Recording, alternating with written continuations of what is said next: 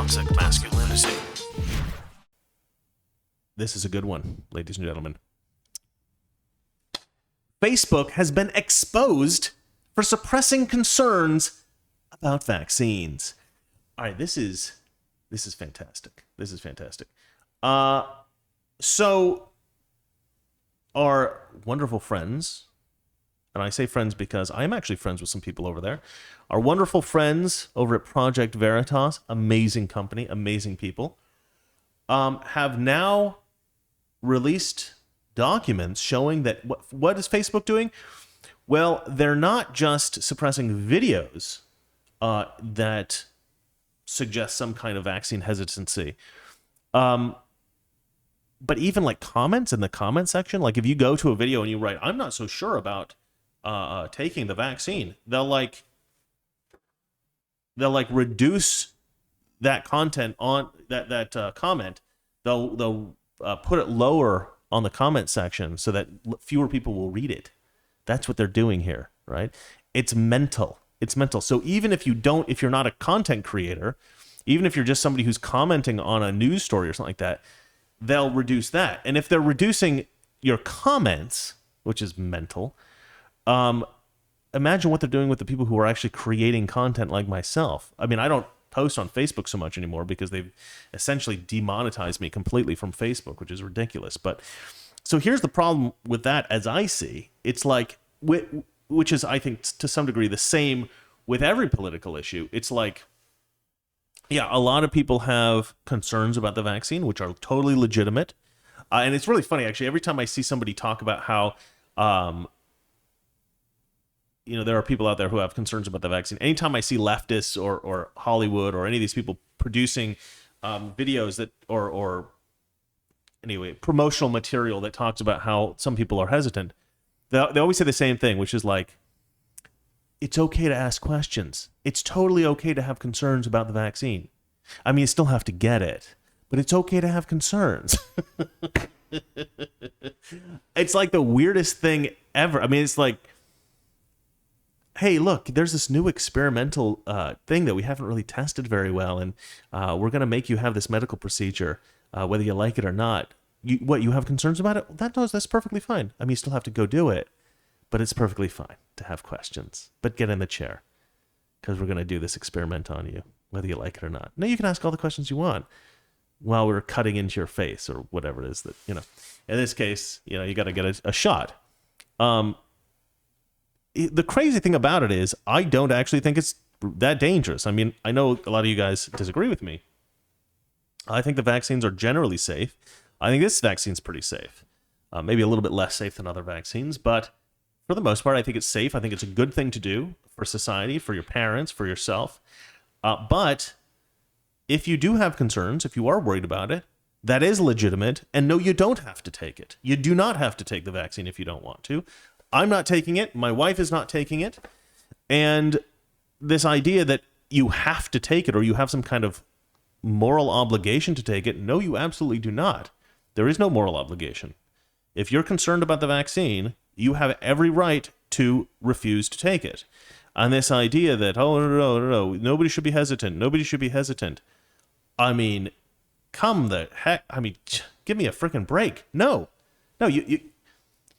I understand the impulse, which is to say, well, we don't want people to be hesitant, which is fine. That's the initial impulse. But then the secondary impulse is, let's hide people's comments who are afraid of taking the vaccine.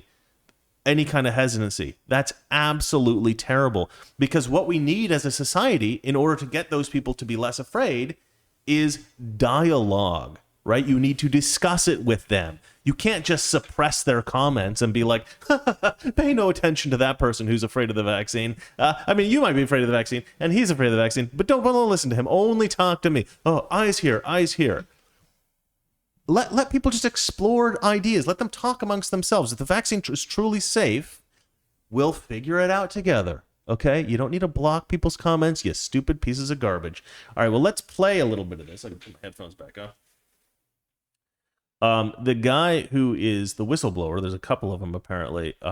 They muffled his voice, so it sounds really flippant and weird. But let's go ahead and play a little bit of this anyway. Facebook uses classifiers in their algorithms to determine certain content to be what they call vaccine hesitant, or they call it vaccine hesitancy, and without the user's knowledge, they assign a score to these comments that's called a VH score, the vaccine hesitancy score. And based on that score, will demote or leave the comment alone, depending on the content within the comment. Our first Facebook Insider is a data set being run 18 events. They're trying to make it seem like they're not doing as much, or that they're just kind of like generalizing it, like, oh, we just have some robot that just tags your post and then, we look at it. But I think they don't want people to know, oh no, we actually have something that we made specifically for vaccine hesitancy. So the main document, along with all the attachments and stuff that goes with it. So basically, when they write this algorithm, it goes through Facebook content and it looks for certain keywords that are related to vaccination or, not getting a vaccine and stuff like that. And it gives it a score, and the VH score means vaccine hesitancy, which is defined as being hesitant to get a vaccine, but not just like, well, I don't know, it's even, well, I saw a study that said that someone died that got the vaccine. That's vaccine hesitancy. So this is a beta test. This is all a beta test. Right. And how big is this beta test? They refer to the test size as 1.5%. I'm not exactly sure which pool that pulls from, but I think it's comments on authoritative health pages. You seem to think that they've already rolled this out. Why do we believe they've already rolled this out? In one slideshow that they call it their weekly progress tracker. Mm-hmm. They actually lay all this out in a chart, and you can see it. You can look at the slides, they go by date. So we've got here COVID-19 vac safety and efficacy global. Currently global, 13 languages, Facebook plus Instagram. All C19 vaccine, global, 66 languages. And the very first thing that brought me to the conclusion that they wanted to do this globally is they were developing it in as many languages as they could get their hands on. So this. Oh crap! I didn't play. Well, you can't see the guy's face anyway, so it doesn't really matter. But I can show you what he looks like. There you go.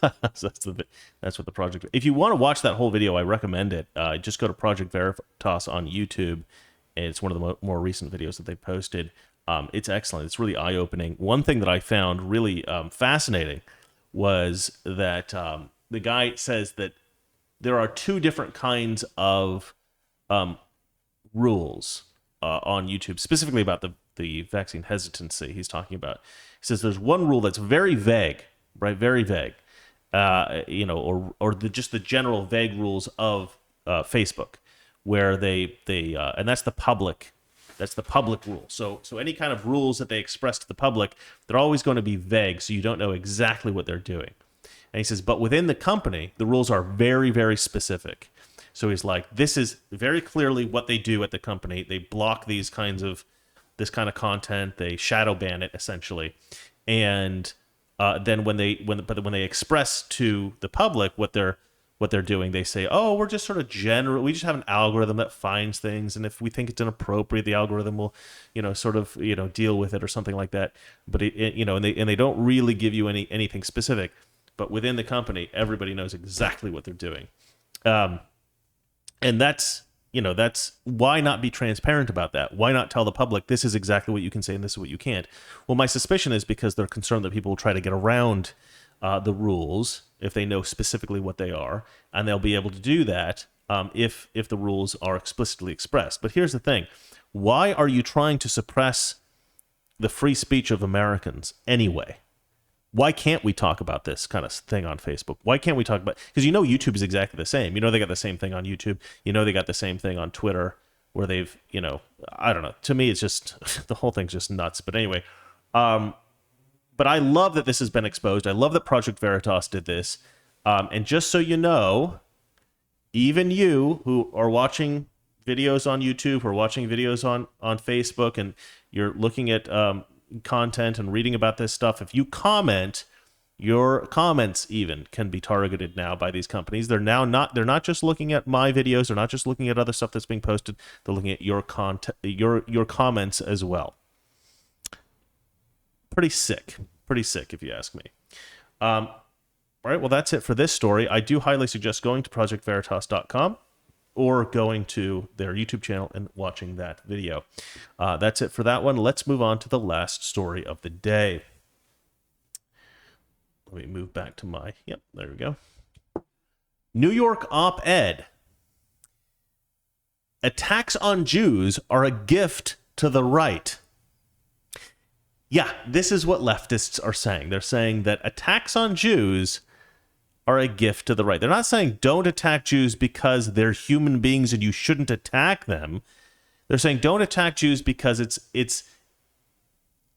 it makes people on the right, people conservatives like myself, seem right. And we don't want conservatives to seem right. But it's worse than that, actually, because we are right. We are right about this stuff. When we sit there and we say, the Palestinians, people who are sympathizing with Palestine, the Palestinians themselves, they're not the heroes, they're not the victims, they're the aggressors. When we say that kind of stuff, and then the left says, you're wrong, you're just bullies, you're just horrible racists. And then Palestinians or Palestinian sympathizers are going out and they're physically assaulting Jews in the street. Yeah, that doesn't just make us look right. That validates everything we're saying. That shows, in fact, you might want to sit down for this, we are right. We are right. Okay, so let's go ahead and have a look at this story. I'm going to go ahead and read it for you. New York Times op-ed, these attacks on Jews are especially bad, they say, because it makes Republicans look right. What a bunch of pieces of... This is from Brianna Lyman, so you know who to hate here. I know there was, for some time, like with all the Milo stuff, they were suggesting that anybody who watched a Milo video, if Milo said he didn't like somebody and then that person went and harassed them, that was Milo's fault. So I should say, please don't harass this person. The great thing about my subscribers is that you guys don't do that kind of crap. But Milo's people maybe were a little bit more rambunctious and would. So I don't have to actually say that to you guys. But just so that YouTube is aware, I'm not advocating anybody harass anybody here. But Brianna Lyman, I don't like you. I don't like her. Toxic Masculinity. Weekdays, 9 p.m. Eastern, 6 p.m. Pacific.